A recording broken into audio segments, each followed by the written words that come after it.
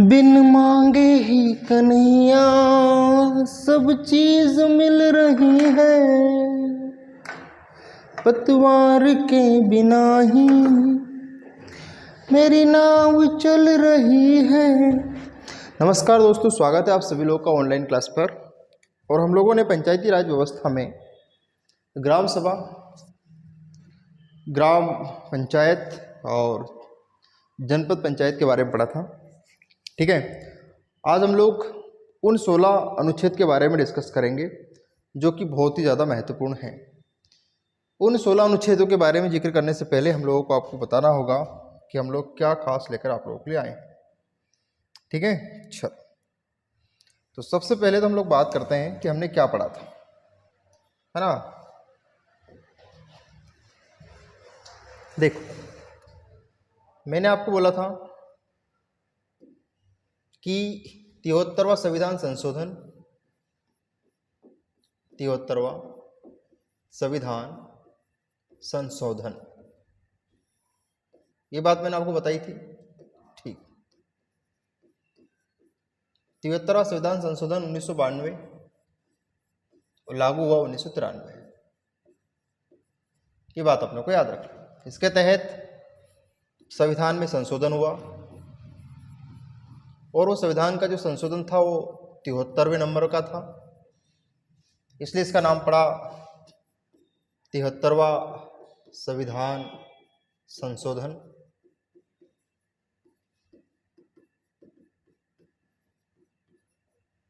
और जो संविधान संशोधन की प्रक्रिया है,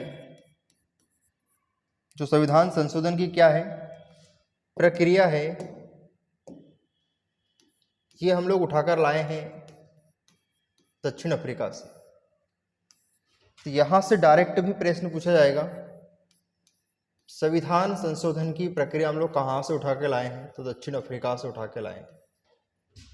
ठीक है, संविधान में हमें क्या करना पड़ा, संशोधन करना पड़ा। संविधान संशोधन की प्रक्रिया हम लोग कहाँ से लेकर आए, दक्षिण अफ्रीका से। क्योंकि संविधान में कहीं ना कहीं धान है, और धान क्या था, फीका बना था। धान कैसा बना था, फीका बना था। तो दोबारा से धान में हमें शक्कर पटकने की क्या पड़ी, जरूरत पड़ी। इतनी इस बात समझ में आ गई होगी आपको। तो यहाँ से जो संविधान है उसका संशोधन नंबर 73वां था। इसमें 11वीं अनुसूची जोड़ी गई, ये अपने को याद रखना है। 16 अनुच्छेद जुड़े, ये अपने को याद रखना है। और भाग 9 जुड़ा, ये अपने को याद रखना है। और ये जो सीरीज अनुच्छेदों की चालू हुई 243 से स्टार्ट हुई और ये 243 ओ पर खत्म हुई। कहने का मतलब ये है कि यहाँ से 243 स्टार्ट होता है और ओ पे खत्म होता है, तो ये हो गया 15। और यहाँ से इसके बाद जो भी होगा ABCD मिला के, ऐसे कुल मिला के इनके बीच में कितने अनुच्छेद नए हैं, तो 16 अनुच्छेद नए हैं। ये बात समझ में आ गई बेटा। ये 11वीं अनुसूची है, इसमें गा से 11 है, गा से क्या है 11 है, और गा से ही हमने क्या बना दिया है, ग्राम पंचायत बना दिया है। ठीक है, ये अपने को याद रखना है।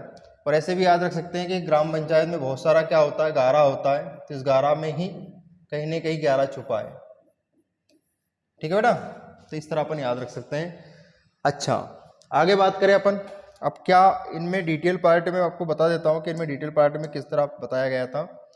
तो देखो, पहले तो अपन कलर चेंज करते हैं और हम लोग अगले पेज पे आते हैं।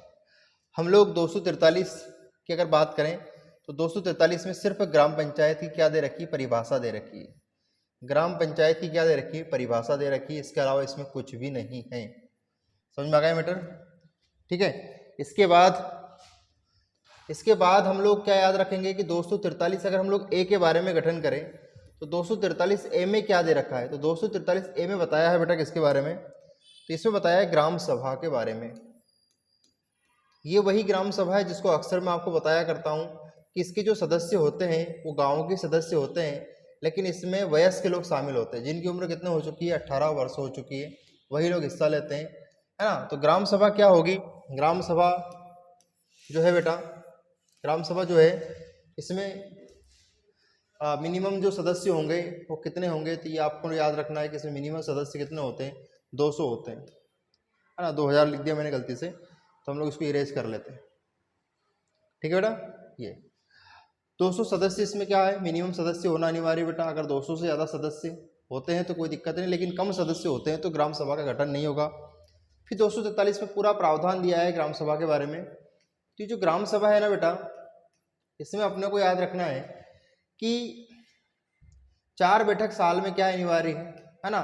वो बैठक कब होगी, तो इस बैठक की सूचना सरपंच साहब सबको बताएंगे 15 दिन पहले, है ना। बैठक से कितने दिन पहले, 15 दिन पहले सभी लोगों को आना अनिवार्य है ना। इसके बाद मैंने बोला था कोरम, है ना, एक वर्ड आता है कोरम, और इसे कहते हैं गणपूर्ति। अब ग्राम सभा की बैठक तो होगी, लेकिन क्या 2 सदस्य आ गए तो ही क्या बैठक हो जाएगी, क्या नहीं होगी। किसके लिए बेटा क्या जरूरी है, गणपूर्ति जरूरी है। अब गणपूर्ति क्या चीज़ है, तो गणपूर्ति ये चीज़ है बेटा कि मिनिमम सदस्य, मिनिमम सदस्य। अब मिनिमम कितने सदस्य होना जरूरी है, तो बेटा मिनिमम जो सदस्य होना जरूरी है वो है, कुल सदस्य संख्या मिनिमम कितनी मानी अपन ने, 200। कुल सदस्य संख्या मिनिमम कितनी मानी अपन ने, 200। तो 200 में से अपन क्या करेंगे, देखो यहाँ ये 200 दिख रहा है ना आपको, 200 का इतना जरूरी है बेटा, 1/5 जरूरी है। तो 1/5, 5 से कितनी बार गया, 5 चुक 20, 40 बार गया। तो मतलब मिनिमम सदस्य कितना अनिवार्य है, 40 अनिवार्य है। समझ में आ गया बेटा, ठीक है। इसके बाद इसका संयोजन, मतलब इसकी पूरा, इसका बुलावा तो कौन दिलवाता है, सरपंच दिलवाता है, लेकिन इसका जो संयोजन होता है पूरी देख रेख किसकी निगरानी में होती है। तो उसका आंसर 2017 पटवारी में ये क्वेश्चन पूछा गया था, सचिव और सचिव, ये वाला जो क्वेश्चन पूछा गया था, कब पूछा गया था याद रखना अपने को ना, ये MP पटवारी 2017, ये याद रखना आपने। ठीक है बेटा, बहुत ही इंपॉर्टेंट है, और जो लोग पढ़ के गए नहीं थे तुक्का लगा के आए। ठीक है बेटा, इसके बाद और ग्राम सभा के बारे में क्या पूछ सकते हैं आपसे, तो वो आप लोगों को याद ही सब है ना। ठीक है, मैंने आपको काफ़ी बार बता चुका हूँ ग्राम सभा के बारे में। ठीक है, इसके बाद ग्राम सभा के कार्य अगर आपसे पूछे तो कार्य में भी आपको घबराना नहीं है ना। देख रेख की बात कर लेना, देख रेख करती है ना। देख रेख करती है किसका, ग्राम पंचायत का देख रेख करती है। इसके बाद बजट, है ना, बजट पेश करती है। ये भी अपने को याद रखना है कि गांव में कितना खर्च आया कितना गया, है ना। ये फिर आय व्यय का लेखा जोखा रखती है। अब वैसे आय व्यय का लेखा जोखा तो सचिव रखता है, लेकिन किसके समक्ष पेश करना पड़ता है, अपनी कौन सी, ग्राम सभा के समक्ष पेश करना पड़ता है। तो आय व्यय का लेखा जोखा याद रख लेना। ठीक है, इसके बाद सामाजिक अंकेक्षण, ये भी बहुत ज़्यादा इंपॉर्टेंट है, और ये भी पटवारी में पूछा गया था। सामाजिक अंकेक्षण, समाज से संबंधित कुछ भी काम करेगी तो उसका निरीक्षण वगैरह सब कौन कर सकती है, ग्राम सभा कर सकती है। तो ये काम है किसके बेटा, ग्राम सभा के काम है। और इसी की वजह से संविधान में बहुत अच्छा प्रावधान करके दिया था बाबा साहब ने, लेकिन क्या है कि सब चीज़ अब क्या कागजों में सिमट कर रह गई है।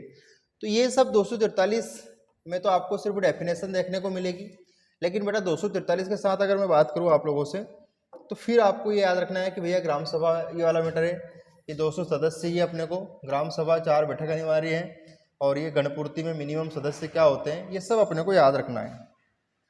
ठीक है बच्चा, चलो अब क्या याद रखना अपने को, 243B, है ना। 243B में क्या दे रखा है, तो हम लोग बात करेंगे 243B, है ना। बी मतलब बनाना। अब किसको बनाएंगे अपन, उसके बारे में बात करते हैं। सबसे पहला पॉइंट आप लोग लिखेंगे, पंचायतों के गठन का प्रावधान है ना। इसमें अब पंचायत का क्या करेंगे अपन, गठन करेंगे। ए में काय का गठन है, ग्राम सभा का। इसमें काय का गठन है बेटा, पंचायत का। तो पंचायत का गठन ये अपने को याद रखना है। पंचायत के गठन का प्रावधान किसमें, 243B में। ये अपने को बहुत अच्छे से याद रखना है ये वाली चीज। ठीक है, तो बी मतलब बनाना। किसको बनाएंगे अपन, तो अपन बनाएंगे किसको बेटा, पंचायत। पंचायत में भी कौन सी, ग्राम पंचायत का क्या करेंगे अपन, गठन करेंगे। ठीक है बेटा, तो ग्राम पंचायत के लिए अगर यहाँ लिखना चाहे तो अभी मैंने लिखना भूल गया, आप जी लिख लो। जी का मतलब ग्राम पंचायत।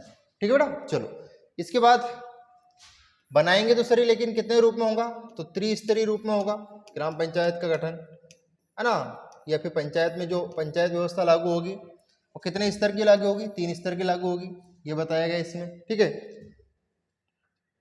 अभी 243B में अपन ने क्या पढ़ लिया, एक तो पंचायत का गठन पढ़ लिया अपन ने, है ना। पंचायत का गठन होगा, ठीक है। पंचायत किस लेवल बनाई जाएगी, 3 स्तर बनाई जाएगी। पहला स्तर आपको मैं बता चुका हूँ कई बार, गांव लेवल पर क्या बनेगी, तो गांव लेवल पर बनेगी ग्राम पंचायत। क्या बनेगी बेटा? ग्राम पंचायत। ठीक है, इसके बाद मध्यवर्ती स्तर पर क्या बनेगी? तो मध्यवर्ती स्तर मतलब मैंने आपको बताया था ब्लॉक लेवल पर, तो वहां बनेगी क्या? जनपद पंचायत बनेगी। क्या बनेगी? जनपद पंचायत। अब ये सारी बातें काय में लिख दी गई? 243 बी में। बी मतलब बनाना। किसको बनाएंगे अपन? है, किसको बनाएंगे? पंचायतों का गठन करेंगे। अब कौन कौन सी पंचायत होगी? तो देखो, ग्राम पंचायत होगी एक कौन सी होगी? मध्य पे जनपद। और अगर हम लोग बात करें जिला, तो जिला स्तर पर अगर अपन बात करते हैं तो यहां क्या होगी? जिला पंचायत। ये अपने को याद रखना है, जिला पंचायत। तो 3 स्तर क्लियर हो गए। ठीक है, ये लो साहब, इतनी बात अगर आपको समझ में आ गई हो तो ये 243 बी आप लोग लिख लो कि हम लोग पंचायत का गठन करेंगे। इसमें 3 स्तर होंगे। पहला स्तर ग्राम स्तर होगा, दूसरा स्तर अगर हम लोग बात करें तो मध्यवर्ती पे जनपद होगा, और इससे ऊपर अगर हम लोग जाएं जिला लेवल पर तो वहां पे क्या होगी? जिला पंचायत होगी। इतनी बात समझ में आ गई? ठीक है, अब इसमें नोट करके लिखेंगे जिन राज्यों की जनसंख्या 20 लाख से कम है, यहां लिखे स्टार बना के आप लोग, जिन राज्यों की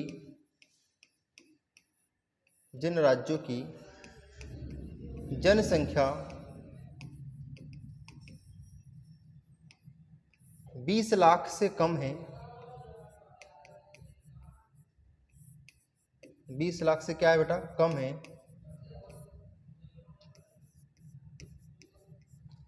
उन राज्यों में मध्यवर्ती स्तर का प्रावधान अनिवार्य नहीं है। मतलब अगर बेटा 20 लाख से कम अगर किसी स्टेट की क्या है? जनसंख्या है, तो वहां पर से आप कौन सा स्तर हटा सकते हैं? आप वहां से मध्यवर्ती स्तर हटा सकते हैं। और ये मध्यवर्ती जो स्तर होगा उसका नाम क्या होगा? जनपद पंचायत होगा। इतनी बात समझ में आ गई कि आप लोगों को?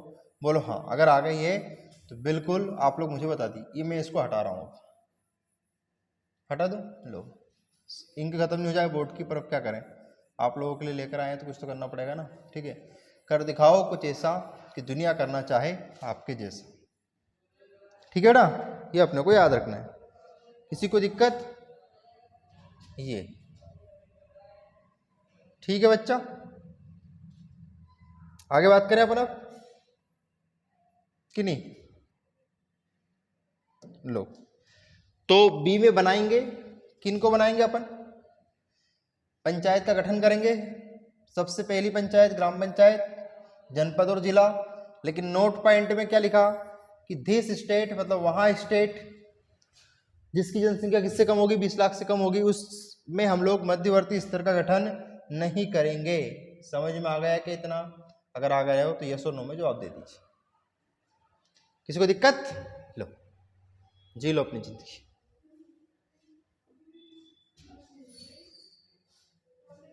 ये ज्यादा इंपॉर्टेंट है, ये मोस्ट इंपॉर्टेंट। जिन राज्यों की जनसंख्या 20 लाख से क्या होगी? कम होगी, वहां पर मध्यवर्ती स्तर का प्रावधान करना अनिवार्य नहीं है। ठीक है बेटा, एक स्टार बना के लिख लो आप लोग कि अपवाद है ना। भारत में पश्चिम बंगाल ऐसा राज्य है जहां पर 4 स्तर हैं। ये अपवाद है। अधिकांश स्टेट में 3 स्तर चलते हैं, लेकिन एक अपवाद हम लोग आपके लिए बता रहे हैं कि कौन सा अपवाद है। यहां लिखो पश्चिम बंगाल। कौन सा बंगाल बेटा? पश्चिम बंगाल। ये पश्चिम बंगाल अपवाद है। कैसा अपवाद है? इसमें 4 कितने स्तर है बेटा? 4 स्तर है इसमें, याद रखेंगे अपन लोग, है ना। ये अब इन 4 स्तर से अपन इसलिए इस तरह याद भी रख सकते हैं क्योंकि पश्चिम बंगाल जो है ये फेमस है चावल के लिए। यहाँ सबसे ज्यादा क्या होता है? चावल होता है। तो चावल से ही हम लोग कॉन्टेक्ट में रह सकते हैं। यहाँ पर कितने स्तर होंगे? 4 स्तर होंगे। समझ में आया? पश्चिम बंगाल में बहुत अच्छी चीज पाई जाती है। यहाँ पर पाया जाता है सुंदर वन का डेल्टा, बहुत ही सुंदर है ये। सुंदर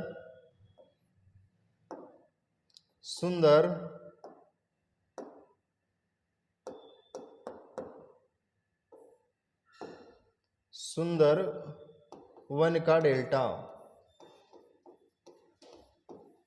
समझ में आ गया है क्या? अगर आ गया हो तो यस और नो में जवाब दीजिए। लो साहब, किसी को दिक्कत?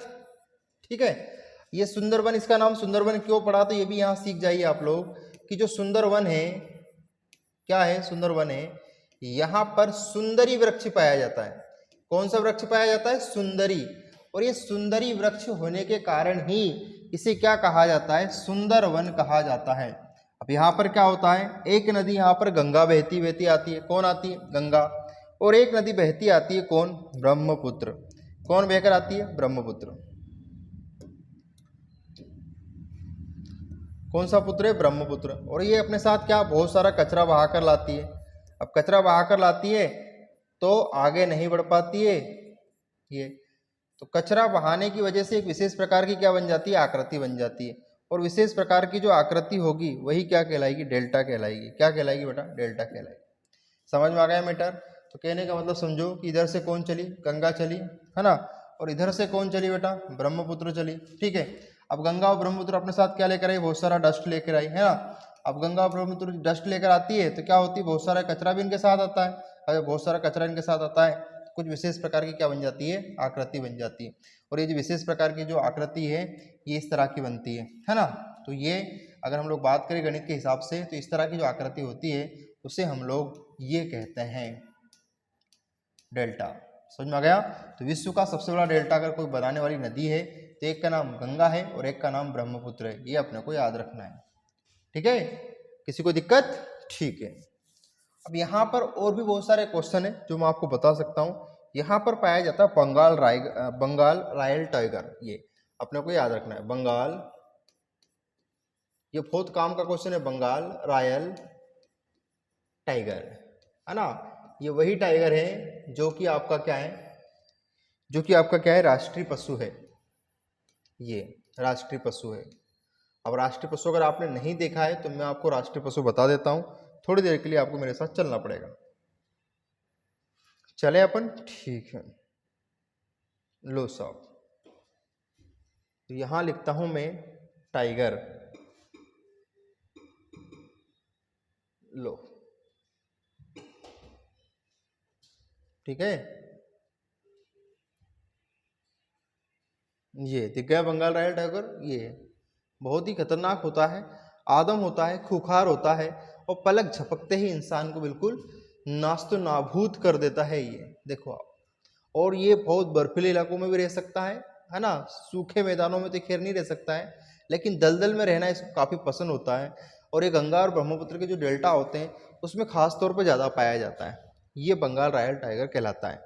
ये टाइगर है, इसे बाघ भी कहते हैं और मध्य प्रदेश में सबसे ज़्यादा पाया जाता है।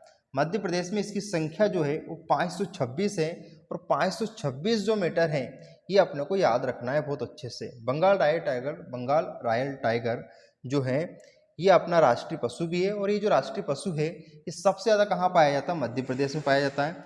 और मध्य प्रदेश में अपने को याद रखना है कि ये जो मध्य प्रदेश में पाया जाता है ये क्यों पाया जाता है? क्योंकि यहाँ पर सबसे ज़्यादा वन पाए जाते हैं। सबसे ज़्यादा वन कहाँ पाए जाते हैं बताओ जरा? तो सबसे ज़्यादा वन कहाँ पाए जाते हैं? मध्य प्रदेश में पाए जाते हैं। अब वन ज़्यादा होंगे तो वन में जानवर तो रहेंगे, है ना। तो अब हमारे पास कुछ दर्जा मिला या नहीं मिला? लेकिन हमारे पास ये दर्जा तो मिल ही गया काय का कि हमारे पास जानवर ज़्यादा है। कौन सा ज़्यादा जानवर?